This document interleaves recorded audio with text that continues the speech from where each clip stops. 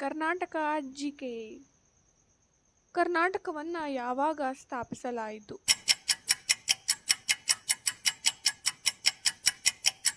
November 1, 1956. ಕರ್ನಾಟಕದ ರಾಜಧಾನಿ ಯಾವುದು? ಬೆಂಗಳೂರು. ಕರ್ನಾಟಕದಲ್ಲಿ ಒಟ್ಟು ಎಷ್ಟು ಜಿಲ್ಲೆಗಳಿವೆ?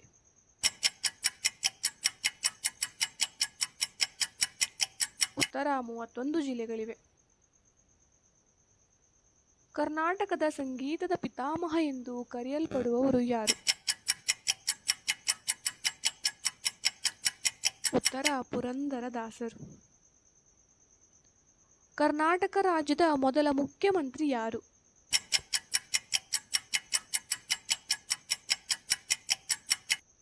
ಉತ್ತರ ಕೆ. ಚೆಂಗಲರಾಯ ರೆಡ್ಡಿ. ಕರ್ನಾಟಕದ ವಿಜಯನಗರ ಸಾಮ್ರಾಜ್ಯದ ಸ್ಥಾಪಕ ಎಂದು ಕರೆಯಲ್ಪಡುವವರು ಯಾರು?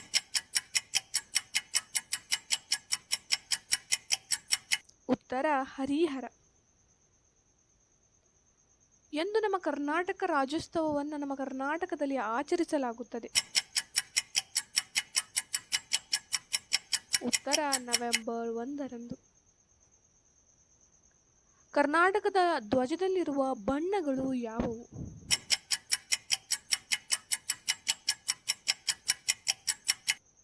ಉತ್ತರ ಹಳದಿ ಮತ್ತು ಕೆಂಪು ಬಣ್ಣ. ಕರ್ನಾಟಕ ರಾಜ್ಯದ ಮರ ಯಾವುದು?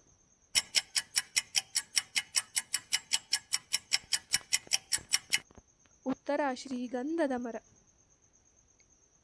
ಕನ್ನಡ ಭಾಷೆಗೆ ಜ್ಞಾನಪೀಠ ಪ್ರಶಸ್ತಿ ಪಡೆದ ಮೊದಲ ವ್ಯಕ್ತಿ ಯಾರು? ಉತ್ತರ Kuvempu. Please subscribe my video, friends. Thanks for watching this video.